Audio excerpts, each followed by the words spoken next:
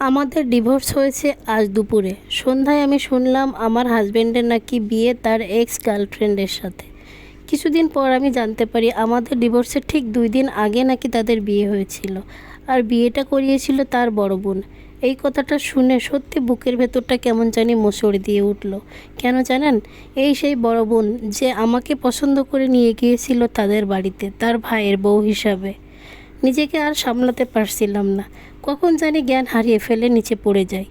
পরে যখন জ্ঞান ফিরে আসে তখন দেখি আমার ঘরের বিছানায় আমি শুয়ে আছি, হাতে স্যালাইন লাগানো ছিল।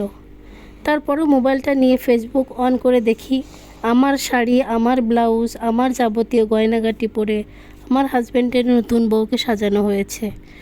আজ আমার হাজব্যান্ড অনেক খুশি, তাকে দেখেই বোঝাচ্ছে, কারণ সে তো তার পছন্দের মেয়েকে বিয়ে করছে, তাই না?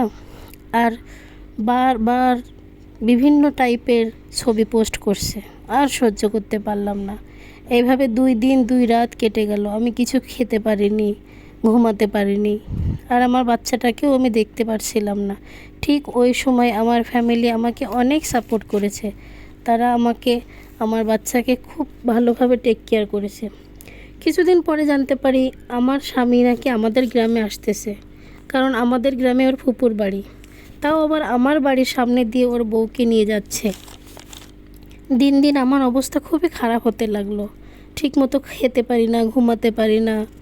আমাকে দেখে মনে হবে 40-50 বছরের মহিলা। কি একটা বিশ্রী অবস্থা। আর বিশ্বাস করুন, যখন রাত হতো তখন আমার কান্না বেড়ে যেত।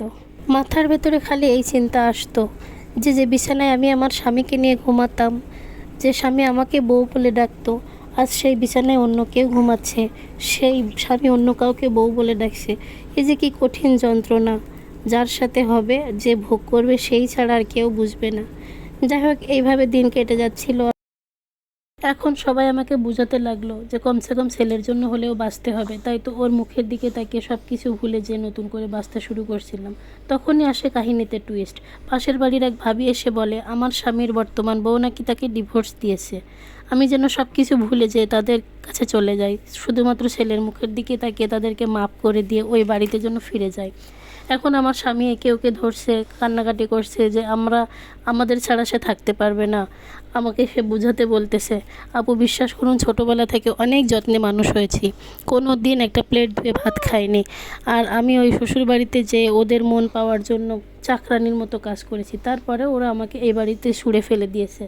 আমার এক্স হাজব্যান্ডের এত স্বাদের বউ যাকে বিয়ে করার জন্য আমাকে এইভাবে ছুঁড়ে ফেলে দিয়েছিল, সেই স্বাদের বউ নাকি রাতের বেলায় টাকা পয়সা গয়নাগাটি নিয়ে ভেগে গেছে। আর এই কথাটা শুনে আমার খুব খুশি লাগছিল, আমি তোমাকে বোঝাতে পারবো না আমি কতটা খুশি হয়েছিলাম।